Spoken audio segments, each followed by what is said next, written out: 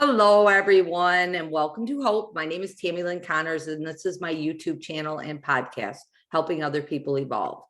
Today, I have my new friend, Chris. Hi, Chris. How are you? Hello. How you doing? I'm great. How are you doing today? Good.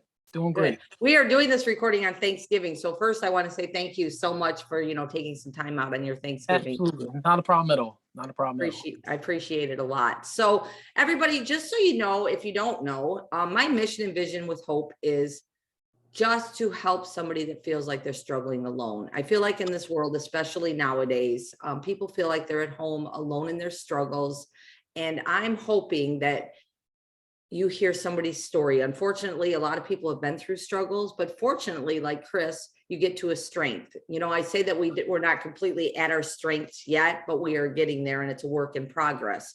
And I hope that you could hear this story and get out of bed and walk outside and just take a deep breath and know that Chris got through his day. You can get through your day. So Chris, I don't know a lot about your story. Like I said a little bit ago, I came across you on TikTok. And so I always am the one to follow people, learn what their stories are. And I didn't really know, but I reached out to you last week or week or two ago. Yes. And hey, looks like you probably have a story of hope, which I feel like most of the world does. Yep.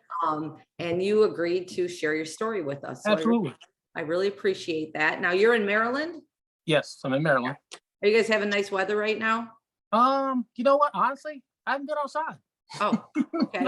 but I did I think it's like 55 maybe. Yeah. Almost 60. So it's decent weather. Usually it was last weekend was 32 degrees. So it's better than it is now. It's a lot better now than it is this weekend. So but it's good. I mean, my son's wearing shorts, so it must be okay outside. Yeah. I was gonna say today here in Ohio, it's supposed to be like 62 or something like that. So yeah, we'll take it. We'll take it, especially in November. Absolutely. Yeah. So I guess let's just go ahead, and I don't know where you want to start. I always tell people where you want to start. Well, I think I'll just start at the beginning. Perfect. And I will start probably just maybe start from my childhood. Okay. So when I was younger, my dad was I grew up in a two-parent household in the beginning. My parents were divorced when I was about 11 years old. Okay. And during that time, growing up as a child, I lived in Maryland still, and my dad was in the military. He was in the military. He was very he was a disciplinarian, and he was pretty tough on us. So and I grew up in a household where I wasn't allowed to show weakness. I wasn't allowed to cry. I wasn't allowed to show my emotions or be vulnerable to anybody. So, growing up, it took me a lot of time actually to get to where I'm at today. It was a very genuine process. I also had some struggles just raising my own sons, from being taught that way. So, but, I overcame that, obviously. And I eventually, went on, graduated high school, and I went to college for a couple of years, and then I became in law enforcement. And I was in law enforcement for about 20 years. And around that time when I started law enforcement, that's when I met my wife, Yvette. And I met her in 1995, a year after I graduated high school. Okay. So, and actually the funny story about that is that I was introduced to my wife by my best friend. So when my best friend was like, "Oh, I really like this girl," I'm like, okay. So then I met her and I thought she was cute, but I didn't want to overstep those boundaries. Right. So like I said, we both were going to go in the military, and apparently what happened was I passed all the tests, but I had high blood pressure, and I wasn't able to get into the military. So I stayed back. He went. We were going to go on a buddy system, and he went on to the military, and I stayed back, and me and my wife became very good friends, and we continued our friendship for about 2 years until we went to the next step, obviously, of being a committed relationship. So we're in a committed relationship, and then things were going great, and I was about to go to police academy, and then I found out she was pregnant with our first son. Okay. So and that was about in 1997. Okay. So we had our first son, and the funny thing about her is that she never wanted kids. She didn't want kids. She just wanted to, and I was okay with that. I was okay Right. with that. She wanted to travel. She wanted to, she's from Germany. Her parents, her mother's from Germany, so she liked going back and forth to Germany and visiting her mother. And she was here with her stepmother and father in America. So, but she still liked going to Germany. So, around that time, things were going great. I mean, we obviously we ended up having five. We ended up, I don't know if you knew that, but we ended up having five children together. Uh, 5? five boys. Oh, So we ended up having five boys during that time, and we just grew together. great. We started in a little tiny apartment with like a couch and just hardly anything, probably one fork and two plates in our house, Right. and like a little, and like a box, like a wooden box for like a end table. And Mm, we ended up growing up and bought a townhome from that point on, and then we ended up in a $500,000 house. wow. So things were good. I was still in law enforcement, and she was doing daycare from the home. Okay. So, and that went on pretty well for a while. And by the time all my boys were, I think my youngest boy was like one when we ended up moving into our last home. Okay. So, but during that time, I started noticing some things about her. And she had, I didn't say this before, but probably at our third son, she had gastric bypass surgery. Okay. So she had surgery, and she was doing well from it. She was, doing everything the doctor said, Mhm. taking her medications. I didn't see any issues or any problems with it, and I wasn't being naive or overlooking anything. It's just around that time I wasn't really schooled and had knowledge on Mm, like, you know, medication, signs of any kinds of issues that lay ahead. So, but I started noticing that when she was taking the medication, like she was getting really tired, she'd nod off. She'd be in the bathroom all the time. She'd be sick a lot. And finally, and there was other issues too, as far as like she was like, she got in trouble with the law at one time. Like, mm, apparently, like she was in the grocery store with my son and left the store without paying for what she had picked up from the store, and they followed her outside and they confronted her and they contacted me, and that was that's when I really started to kind of dial up and realize like something was going on. right. So probably like maybe after that happened, like maybe 5 months after that happened, um, I came downstairs one day and she was just, or I came upstairs one day, she had like kids coming on the way and she was just passed out. Mm, And then I noticed a bottle of pills that was empty next to her, and that's when I realized like how big of a situation that was. So, um, so she was just struggling with addiction, and you know, um, me as her husband, I was trying to help her as best as I could, but you know, like I said, back then there wasn't really a lot of literature, or you right. know, there wasn't a lot going on. Now looking back now, I do know that like back then prevalent was heroin and Right. pills, Right. and a lot of people use heroin, and actually a lot of people use pills, but pills were so expensive that Mhm. heroin was a substitute for pills. So, Exactly. and I don't know to this day if she did that or not, but she was really gone. So Yeah.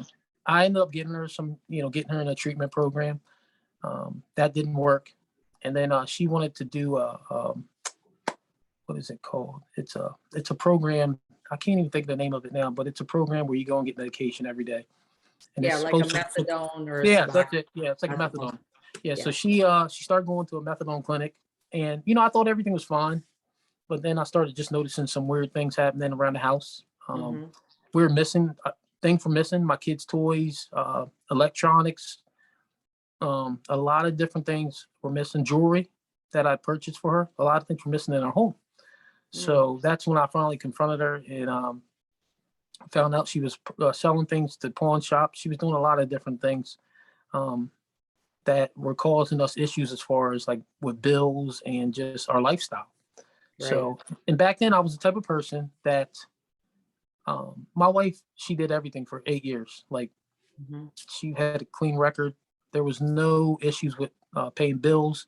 I was secure in that fact that I knew that I didn't have to go and pay the BG&E bill. I didn't have to go and pay the mortgage or the cable bill or even on the car notes. She took care of all that. So, um, you know, we had a lot of money in the bank. So, Mhm. I mean, I'm talking like in excess of over, probably $15,000 at one Mm. time. And one day I went and looked, and we were under like $2,000.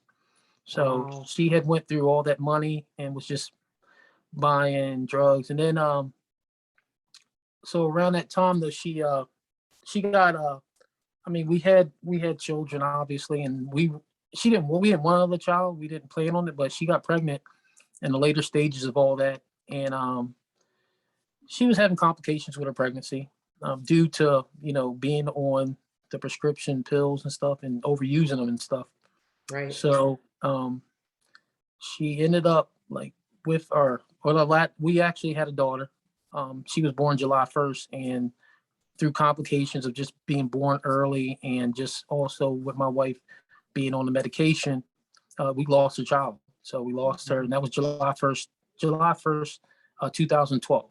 Mm. So on that specific day, this is when I found out everything. So I went home and from the hospital after it happened, and I got her like clothes and I was just bringing her stuff so she could feel good. She can clean up and feel good coming home. I mean, she just went through a traumatic situation, and Right. I went home and checked the mail, and I just noticed like our mortgage. I had like a BG&E bill that was like excess of $5,000. The mortgage hadn't been paid for like 6-7 months. Oh my Just goodness. everything. She had just let everything go. So, and I mean, we were doing well. I mean, I had toys there. I had, all kind of things. My cars were 2 cars. We had a 2-car garage. You had all kind of tools and stuff in there and everything like that. So, and I waited a couple of days from when she got back to from the hospital. And then I just confronted her and found out, the whole situation. And I also had other people coming up to me at that time. And like I said, I wasn't trying to be naive, but around that time, I just didn't want to necessarily believe everybody, what everybody was telling me because Right. it's my wife. I love my Right. wife, and I want her to, I don't want her to look that way in anybody's eyes. And I found out that a lot was going on. Mm-hmm. So we thought that the problem was solved, and it just continued to get worse. Just her, she was losing weight. She was like just she was just looking disheveled every day. She was a shell of herself. She was a Right. shell of herself, and she went on like that for months. I mean, I was taking the kids to all the events.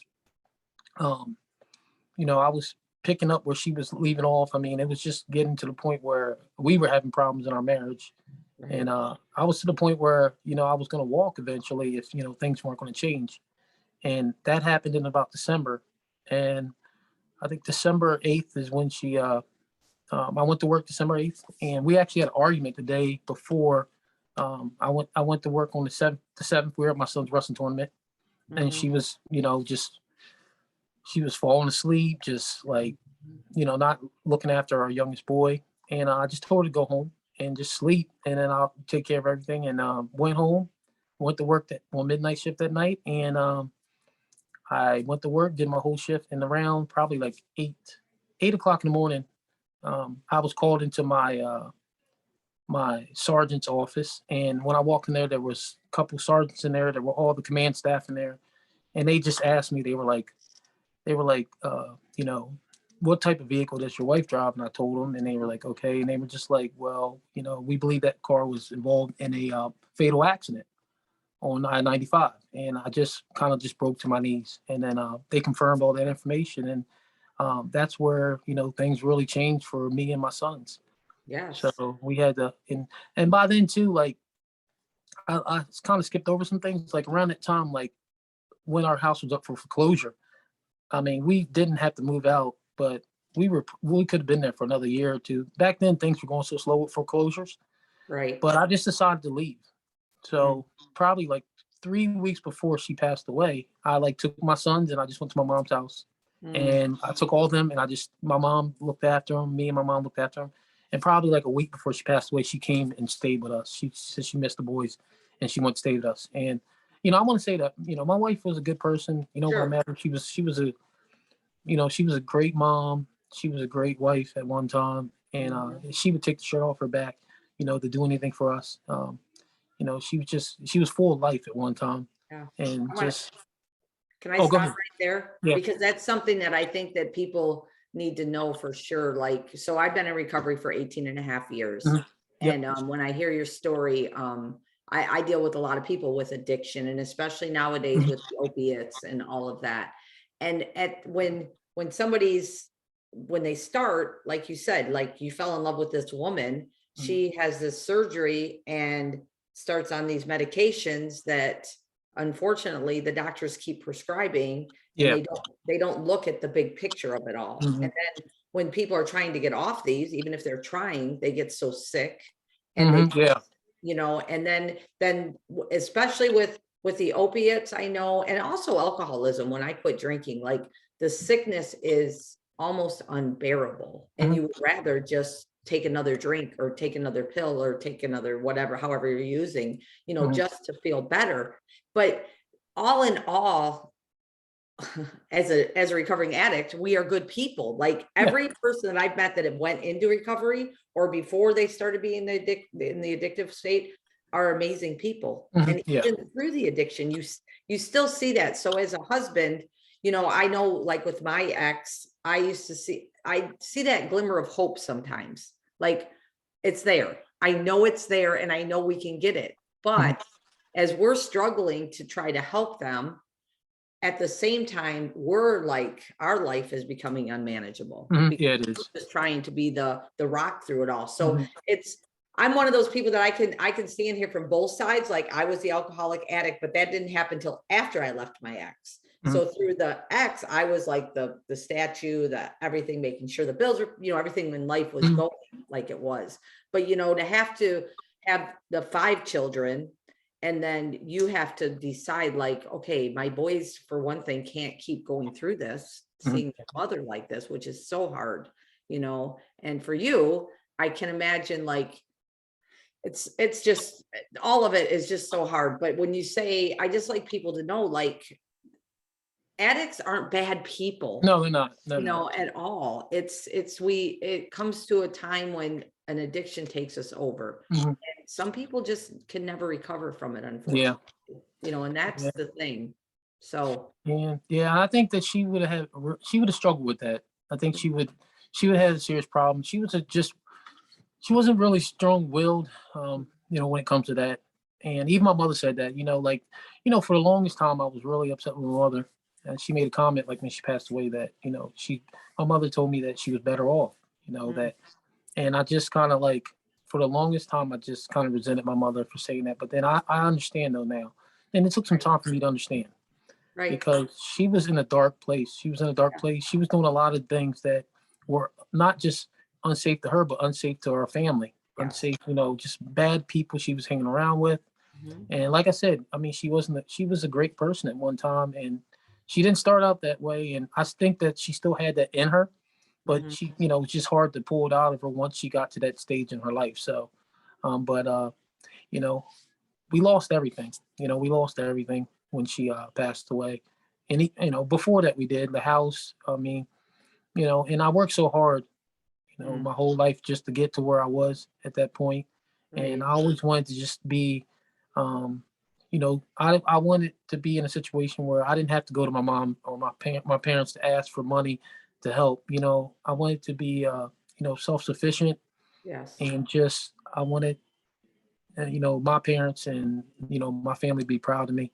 Mhm. So, and that was a tough time too because it was just, I'm not gonna say it was embarrassing to me necessarily, but like, I was still in law enforcement. So a Sure. lot of people looked at me and was like, after the fact, and they're like, you didn't know. And like, looking back now, I just didn't know. Like I said, I wasn't back then, things were just starting to, evolve as far as like like pills and all kind of medications and stuff and everything like that. So, but I mean, a lot has happened since that time. I mean, me and her father, we don't talk. I mean, we don't. I don't have a relationship with her father, and he pretty much thinks like that I had something to do with like, her state, and she lied to him. She made up some things that makes me look like a bad person, which weren't true. But like I said, I'm not gonna sit here and judge her anymore. I mean, she's been going for 10 years, Wow. and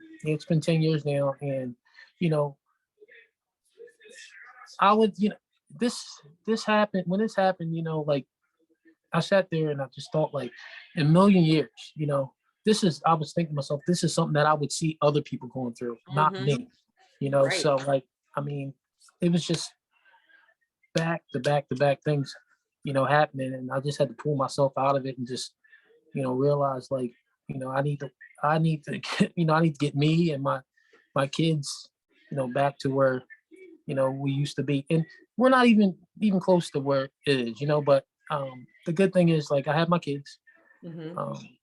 I love them to death. They're grown up to be great young men, and I've had a village of people helping me, Right. and that's really all that matters to me. I'm not about, like, like, the house was. It was nice to have a huge house. It was nice to have my cars paid off. It was nice to have a motorcycle. It was nice to have all those things, but possessions don't really mean anything if you don't have your Mm. family. Yeah. So, and I will live in a cardboard box as long as I have my kids with me. So, Yeah. and that's what it's all about. Right. So, and Can I interject real quick yeah, again? go ahead. I want to go back to when you were talking about your dad and being in the military family. And I know that, especially with men, Mhm, that, you don't cry, you don't show mhm, emotions, don't do that, mhm, you're weak, all of those things that I've heard so much come from men. And so for you, I mean, having this tragedy happen with your wife and going through all of mhm, that had to been super hard since you have been mhm. told, like, no Yeah, emotions, you yeah, don't show that. So yeah. how was that for you to get through that? Um, it was very difficult because I hid it. I hid it a lot. I never allowed people to see me cry, and I never allowed anybody. Like, I never, I just felt like at one time, like, I had nobody to talk to anyway. Mhm. So, um, through anything, even now, sometimes I feel that way. Like, I don't have anybody to talk to, and it's hard. It's really hard. It's difficult. But how I overcame that is that I know how I felt as a child, how my dad Right. treated me. I knew how I was scared of my dad. I knew that he could look at me and, I would, and it would, that would be it for me. So um, I used to do that. That Mhm. was me with my kids in the beginning. I was tough as nails with them. I was very hardcore with them. And, finally, I think probably by this time my third son came, I started thinking to myself, like, I don't want to repeat this again. I don't Mhm. want this. I don't want my sons to do this to their sons. Right. So I had to change. I had to change. And my wife passing away kind of did that as well too, because, like, she was always the nurturer, and I was Mhm. the disciplinarian. So, and we had our struggles, when she passed away, as far as that, because, like, my sons, I didn't know how to console them. I didn't know how to Right. be a nurturer. Like, I was Mhm. always like, don't cry, don't do this and that. So it was Mhm. just very difficult to overcome that. And I mean, I remember times just going to my car and sitting there and crying because, I didn't know what to do, with my life, So, and Right. I did that from my mom too. I just was sitting on bed with her, and when my wife passed away, and I said that to her, like, what am I going to do? Like, Right. I can't do this on my own. And she told me that you can do this. So it's kind of like, it's it's crazy where I'm at today, Yeah. with everything, because I could have lost it all, and Mhm. I didn't. And I've always been that type of person, just to pull myself out of stuff anyway. Mhm. So um, I've been knocked down so many times. At this point, I just feel like I'm meant to get up. I'm meant to Right. get up every time. So I don't Yeah. care what kind of obstacle comes in my way. And I always tell my sons that too. Like I said, you're gonna deal with stuff like that. You're gonna deal with things that you don't think you can break through. And Right. eventually you keep picking at it, you keep working at it, you're gonna get through those things. So, Right. and you just gotta be positive about things, and you can do it. You can do it. So, but it was you talking about that. That's a struggle. That's still a Yeah. struggle talking about it, because Mhm. honestly, I just don't know how I even overcame it like I did. So, Mhm. but I'll tell you what though, like, just I think I'm trying to catch up to, like, my emotions, because like I think I've cried more 40 plus than I've ever done in my whole life.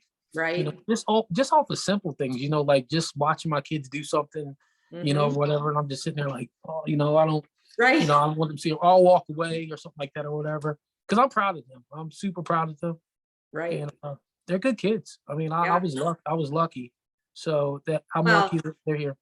I'm sure that you had a lot to do with that. Just, I try, I try. how old are your kids now?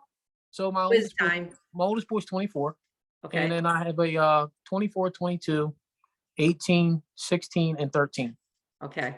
So I They were mean, and they're they were little then, yeah, they like were little. So 14 on down. well, I remember like they were very small, because I remember the day I came home. I remember that I came home. They were all mom's house, and I came home and I just walked in the house, and they just saw me crying, and they all like came around me, and I just remember them at my knee, like holding onto my knee, all of them.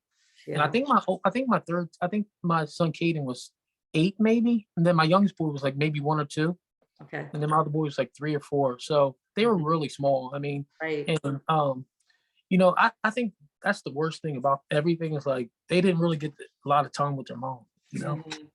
So Yeah, you mm, were telling me that you have some like videos, like, I do, I yeah. do. Like we have videos and stuff, and I think the boys like they like I'll look at their phone, like I'll see like the screen or something one day, and they'll have like a picture of their mom in them or something like that, so they remember her, and they Mhm. see videos and stuff. And I try to do things so they can, so they have those memories of her and stuff like that, with pictures, or like my sons, I got them stickers to put on their lacrosse helmets with their Oh, mother in it, t-shirts, I've done that, stuff like that, because yeah. they need to know, like, they need to know her, Sure. they need to see her. And I mean, she was just, like I said, she was just full of life, so. Mhm. But and I wish that they could have experienced her, but this was God's plan. This was, Right. it was. Right. So you know so I didn't think it was, and I didn't, and I felt like that, why would he do this to me? But it was his plan. This was supposed to happen. Right. So, but I have no ill will to, towards the things that happened with my wife or anything like that. Mhm. Um, like I said, she gave me just a beautiful gift of 5 boys, and Right. um, and I wake up every day just blessed, to wake up and see them. And like I said, it doesn't matter what situation or circumstances I am, just walking through the halls, and or hearing them run upstairs, or even cussing at each other, fighting and stuff like that. Right. That's the most valuable thing to me right now. Right. So, Right.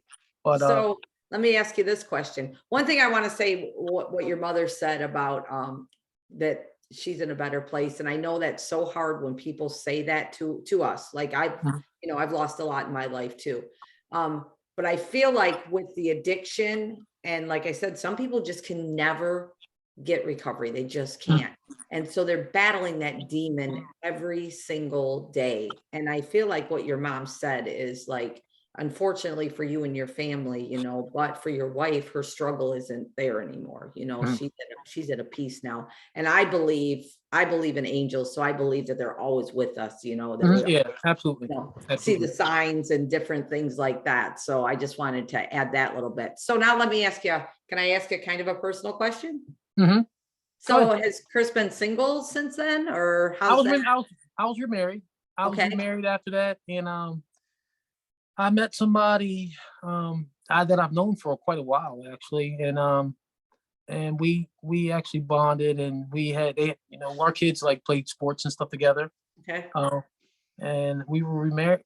I was remarried, and that was an issue with my kids, like, so Okay. they because and I think too, like, now looking back at the situation, I got married like a year and a half later, and I probably should have waited a lot longer. And I think, to me, um because I've tried to explain this to people, I think, so with my marriage, like, I think the last 2 years of my marriage, I just felt alone. I just felt like there was, like, my wife is there, and my wife is there physically, but we didn't have a marriage at that Right. point. Like, I was trying to figure out things, and I was trying to understand what was going on with her. And it wasn't that she was belligerent to me, or like she was, um, but she just wasn't, like I just told you before, she was just a show of herself. So Right. we weren't being intimate anymore. We weren't going out and doing things together. We weren't holding hands anymore. We weren't doing those little things in marriages that, mean a lot to me. Sure. So I was remarried, and things were great for 2 years. Things were great for 2 years. And she had kids, and our kids got along great. And I mean, her son had issues with me a little bit because, um, he, Sure. mom's married to a new man, and like now his dad's still around, and he's upset for his dad. But eventually, we came to a common ground, and things were great. And probably like 2.5 years into things started to sour a little bit, because like her her ex got like shared custody of the kids. So we had my kids full time, and then her kids were half and half. So and she had problems with disciplinary stuff. Mhm. If my kids did something, she was hardcore on them. And when her kids came and they did something, she was Mhm. very lackadaisical about it, and she really didn't punish them. And my kids saw that, and Right. it just formed a divide in our household. Around that time. But the 2 years before that was great. But then after that, that's when things started to get a split. And then also I took on an adventure. So around where I live at, it's a lot of kids don't have the options of playing a lot of different sports because of they live in low incoming housing. Okay. They don't have the transportation to get to practices and stuff like that. And around that time, they didn't have a lacrosse program in our area. So my sons kept asking me, "Hey, Dad, like they played in a different area at the time, which was like 35 minutes from our house, Okay. and we had fields, we had all we had stuff around there." And they were like, you think somebody could start a lacrosse program?" And I was like, "I guess they could." So I actually took on an adventure. I took it on, and I was really in depth to it. So I had to go around, beg, scratch, plead with everybody, get used equipment from different programs, goals, everything. And I did it. I did it all by myself. But it also affected my marriage too, because I was going a lot. I was going a lot, and I was doing things for these kids. My wife, she kind of, I was helping kids get back and forth to practices. I was helping other people, moms get their kids to places and stuff. And, I don't think my wife is from an environment where like they weren't involved like in sports. They weren't, she didn't have to worry. Her parents were like right there, hands on, stuff like that, and she didn't have to worry about those things. And I grew up in that situation where, my parents were divorced when I was 9 years old. So Right. I was that kid that would go to practice. I would have to walk home some nights. I'd have to get to the where all the parents met 2 hours early just to wait and see if somebody could take me to an away game or something like that because I didn't have a ride. Mm. So me and my sister used to be a cheerleader, and we had to do that constantly. So, I remember that feeling of just sitting there and just being scared sometimes too, just when it got dark and I had to walk home by myself and stuff like that. And I just don't want kids feeling that way. Right. So I used to try to help out as much as I could. And that ultimately kind of caused a rift between me and my wife, which I completely understand. Mhm. But looking back, I wouldn't change a thing because like there's so many kids now that are thriving and just they're like I got kids that play with college across now, that were in our program. So I'm not gonna apologize for that Right. because it helped other kids, and I always look at those kids like I'm looking at these kids and I'm looking at them like they're me.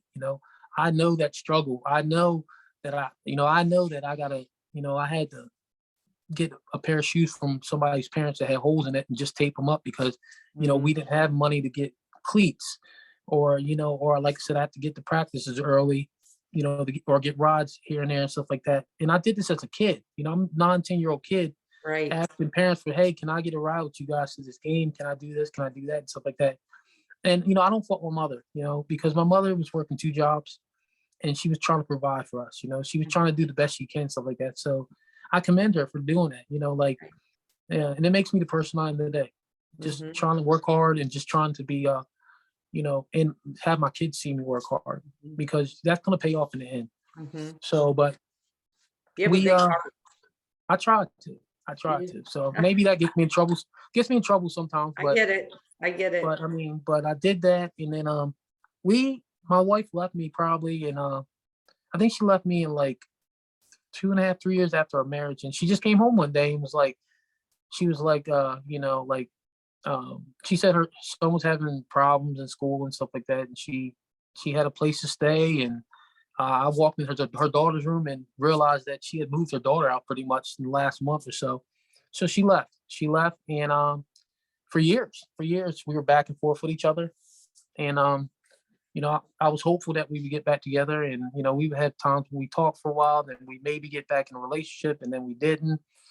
And that went on for a good 7 years, just that. And I was around that time, I was getting into relationship, thinking she's moving to Michigan or whatever. So I was like, well, I'm just gonna move on and just do my own thing and just start dating at least. My sons actually encouraged me to. They were like, you've been sitting around here for 2 years, Dad. Like, it's okay to go out and date. So, but we did that for a while, and then like just all of a sudden we just kind of, it like came to a close, and she just told me that she was moving back to Michigan to take care of her parents, and she went on for that for a while. And I used to have phone conversations with her. She'd say she's in Michigan, and she's taking care of her parents and stuff, and she's doing this, that, and the next. And then I come to find out she's actually here in Maryland, like 5 minutes away from me, the whole time for like a good year. She was living with somebody for a whole year. So yeah, and she still lives with him.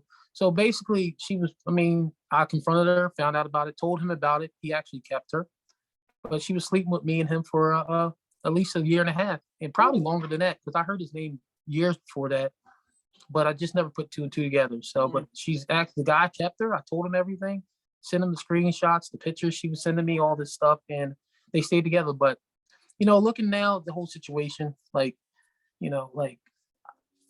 I don't think that my lifestyle would be something that she could do anyway. My kids are involved. My kids are involved in sports. They want to play college. They want to play sports in college. They want to get degrees. They want to, do all that stuff. They want to be prepared once they leave college to go into a career, and her kids aren't like that. Her family's not like that. So, she's fine working what she's working for the rest of her life. Us in this household, we're always striving to do better and bigger things and stuff. And I want my kids to do better things. Sure. So, but I, around this time too, like I was in law enforcement for about 20 years. And then, that was another thing probably need to go back and explain. So, when I left law enforcement, like my kids were everything was out of control. My kids were suffering. They were rebelling. They were talking back. They were skipping school. They were doing all these bad things and stuff. And when I was going through that, I just put myself completely in the work. Like I was working my 8-hour shift. I was working overtime when I got off work. I lived in my uniform. I didn't take my uniform off. I was a robot. I was a robot to people at work. I was a robot to my kids. I was a robot to my mom, family members, everybody. So I had to get out of there. I had to get out and just kind of refocus on things. And I left because of just like at that job, there's a lot of stress too, being in law enforcement, just dealing with other people's situations. Because, there was times when I was married that I would have an argument with my wife, and then I'd have to go to work and deal with somebody else having an argument with their wife. Right. And I'm just sitting there looking at the situation like, I just went through the same thing at home, and I'm just trying to look at the situation as a whole and not like kind of reference my situation to their situation. Right. So I left there, and I just need to be somewhere where, it was a lot stress-free and more of a open schedule that I can do things with my kids. Sure. So once I did that, things just started changing with us. And I think what really changed with us too is like when me and my wife completely split and got divorced. Once that happened, my sons were good. We just started talking again and stuff like that. So I'm not gonna lie, like, I still I miss my wife. I miss my wife, my second wife. I do miss her. Not like in a sense of like I want to be with her, but I just miss like a lot of things that we used to do together. Just like simple things like phone conversations. Like if something's going on with the kids, just being able to pick up the phone and call her and tell her like, hey, this happened with, this one or that one, or her even doing that. I'm not going to go into detail about, what she did to me or whatever, as far as like further details, but, it's something slimy, but at the same time, like, just like my wife that was struggling with addiction, like she's a shell of who she used to be, just a completely different person. And, Yeah. that's okay. But it was meant to be, because the situation with my kids and what they're doing now is, she wouldn't have been able to deal with that. So, Right. and, Right. I've been out there, I've dated, and, I struggle now with it, because like, it's like, it's one of those things, like, I like the companionship, but I also like think a lot about my kids. I think about them a Right. lot. So it's almost like, I don't want to pull any time away from them. Mm-hmm. And I know I should, and I know I have to work on this, because this is something that has been an issue with me for the longest time now and stuff too. Because, eventually I want to be with somebody, and I want to have somebody that I do things with, wake up on the weekends and go to a flea market or something, or, Yeah. go dancing or something, or go to a bar or something like that. Spend time with somebody. But Right. at the same time, it's like one of those things where I'm kind of like, I'm trying to balance things out. And I've met some nice women. I mean, and but like I need to get to a place where, like, I'm concrete on what I'm gonna, do and stuff like that. Because it's really not fair to somebody if I just give them, don't give my whole self to them. It's Right. not. Yeah. So, but yeah, I mean, but life is not bad. It's great. I found TikTok, and, that's been a very interesting experience, to say the least. Did I So mention that I met you on TikTok? I don't think you I did. did.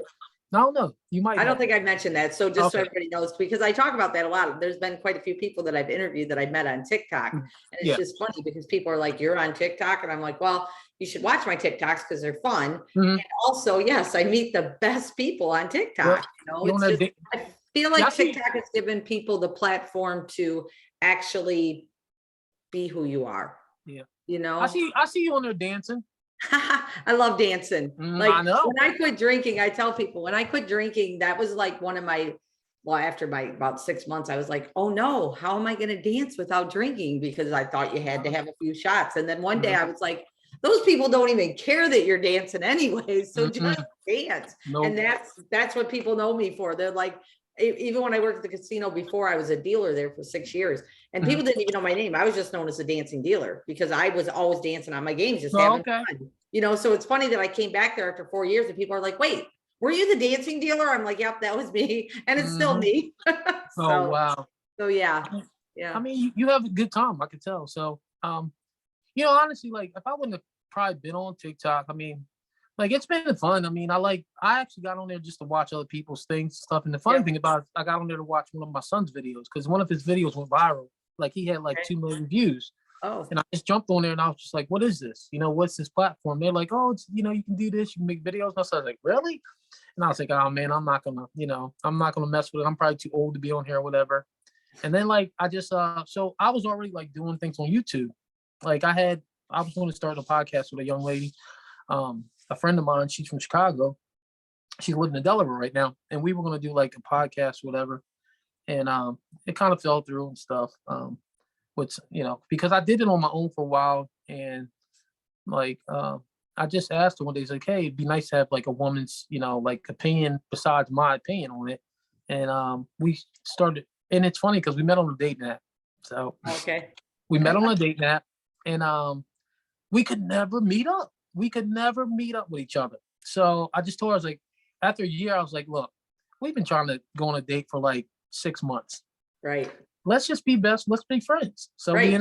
we just ended up being friends. And then finally, after like 6 more months, I went and visited her in Delaware, and we recorded a show, and it went okay. But like there were some issues. She's a teacher. So like, she's like, oh, I don't know if I can put this on there. My students might see it. I'm just like, I'm like, you know what? You're right. So we had to chop it up a little bit and stuff like that and everything. But we started to do that. And, but when you work with somebody like that, like, there's feelings and stuff like that and things are happening. So, I love you, Carly, if you're watching, but if you see this video later, but like, she started like, getting feelings for me and asking me like why we couldn't be together and stuff like that and everything. But by then we had already had, a friendship. And she had been telling me I was her 2 or 3 o'clock in the morning call about this guy did this to her, that guy did this to her and everything like that. So you kind of can't go back from that.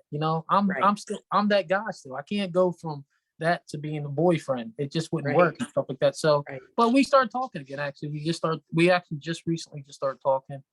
Good. So, I feel like in life, Chris, Mhm. some people, even though we might think that we're supposed to be in a relationship with them, it's not Mhm. not that type of relationship. It's Yes. supposed to remain a friendship. And I Mhm. have, like, I have 3 of my friends that are like that are men that are like my best friends. Mhm. And I'm so grateful that we never crossed that line Mhm. because they're going to be my best friends forever. Well, You know? it just changes things. Yeah. It completely Yeah. changes things. And I've noticed that I've learned that just from dating. When I started dating, like probably it's been a while now, like 5 years ago when I actually started, 5, 6 years ago. To me, like I had always been in long-term relationships. Mhm. So my first wife, I was together with her for like 12 years, and then just like recently, my wife that I had before that, after that, we were together for a long time. And we were so faithful to each other. Me personally, I wasn't. But yeah, I've always been like a relationship person. So like when I actually started dating, it was like the wild, wild west. Like it Right. was crazy out there. And like it's almost like to the point where I was so shocked of what went on these dates. Like I was like, I'm like, no. So I used to call my sister a lot, and a friend of mine, and I'd be like, man, I was like, like I would leave these women's houses, and I'm just like, like I can't believe what just happened. I'm like, I just felt like I don't know, either people were looking for like pick like sex, dinner, or just like I had people like asking me to help pay bills and stuff and everything or whatever. So Yeah. like it was like so crazy. Yeah. And I've been like I have like a couple stories that I posted. I actually have a couple stories I posted on Facebook about like, or not Facebook but YouTube about 2 dates I went on that these women were absolutely nuts and stuff like that. I could probably do a whole hour video on like all the dates I've been on and like how crazy they gotten. But I mean I like I said, I've really never ever I didn't really have when I started like on dating apps, I didn't have a problem like meeting women per se.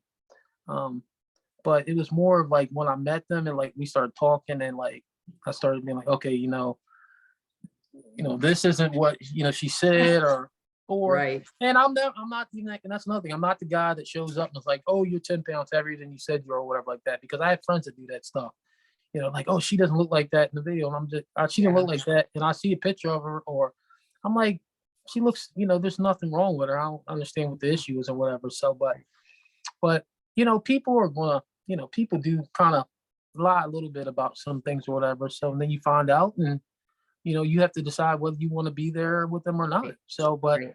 I've had a lot of fun dates. I've actually made friends just going out and dating women, and I've learned a lot from women too. So I've learned a whole lot from them stuff. And like I said, it was like the wild wild west, but it was a fun experience. But I will never go back to dating apps or just being out there like that or whatever. So, and Right. I've met, like I said, some women on TikTok. I've met some nice women on TikTok or something like that. But it's always a distance thing. Yeah. There's always a distance thing. You're like, oh, so, but Yeah. I'm fine. I'm content. If I was by myself, I'm content. I'd be content just being by myself now. I like to go out and do things. I like to go out. I like to go dancing. I like to, go out and eat. I like to do all those things or whatever. But, like it depends on what the circumstances are, So, Sure. and I don't Sure. want to come across and I don't want to be. I'm usually forward with people. I'm usually forward with women, but I don't want to make it seem like it's something that it isn't. I never Right. do that. I just Yeah. try to Yeah. be honest and fair. Be honest and be like, hey, this was going on, and I always add my kids in. Like, this is what they're doing, wherever like that. This is what you'll have to deal with, stuff like that. So, and it's just a Right. lot to deal with. It's a lot to deal with. So 5 kids is it's a lot. yeah, it's a lot to deal with. So I don't, Yeah. and I don't have an issue with it. I'd be fine if I was single for the rest of my life. Right. Right now. Before I wasn't like that. Right. Before I wasn't, but now I am. I'm okay with it. I'm Yeah. okay with it. And that's a whole process too, I feel like, because I used to always be like, I had to be in a relationship. I had to be in a relationship. I had to be in a relationship. Well, I've been single for 18 years now. Yeah, you told me that. Yeah, I'm like, good So Lord. that's a long time, Mhm. and there was there's lots of times I was like, well, maybe I just should. And now, I mean, I'm like I said earlier, like I'm at a peace. there's, if God puts somebody in my relationship, then they do. And if not, that, that's okay too. I'm good with me now, and so that took a long time to get there too. So, well, listen, we've been on here for about an hour. So Okay. that was a quick hour though. We got so much more. I think we need to do like a YouTube or a podcast about relationships. Oh yeah. I would love it. Yep. That'd be awesome. Yeah. So, but Chris, I just appreciate you getting on here. Your struggles have been a lot, but to watch you, if any, follow you, I follow you like on TikTok and Instagram, and just to see your positivity, you living out loud and being real, that's what I see a lot of you. Like you don't hide things. You're like real and honest out there. Like, and that's what I try to be. Pardon? I try to be as transparent as I can. Yeah. So I listened to a man named Trent Shelton. I don't know if you know who he is or not, but he's a motivational speaker, but he's really big on relationships and things like that. But he says our transparency will lead to someone else's transformation. And I just think that's huge, because that's why I do Hope, because I feel like when I'm sharing, my stories, or someone else is sharing their story, somebody else can hear your story and be like, damn, man, what Chris went through is nothing. Like, I'm not going through anything. Sometimes that's how you feel. You're like, they say you take your problems, you throw them in a pile with everybody else's. You're going to go grab yours real quick, because your problems, unfortunately, someone else has worse problems than you do. Yeah. So I appreciate you getting on Hope. I appreciate you sharing your struggles to strength. And I will say, like I said, you're my friend forever now. You're stuck with me. Same here. And is there any like last little words you want to say to anybody or anything? I can't think of anything right now, but How about we just say keep smiling, because you have a very nice smile and it's very appreciated. Thank you. And I appreciate you having me. Like I said, I actually like letting people know my story and just putting it out and stuff like that. And it actually kind of takes the weight off my chest sometimes. It's very therapeutic to do those type of things. Good. All right. Well, I'm going to go ahead and end this. Everybody have a great Thanksgiving, since we did this on Thanksgiving. And I hope that you all know that you are not in your struggles alone. We're out here to help you get through your struggles, to get to a strength. Just know that there is hope. And if you can take a deep breath and just be grateful for something, it will help you get through your day. You guys all have a great day. Thanks. Bye. Thanks, Chris. Bye.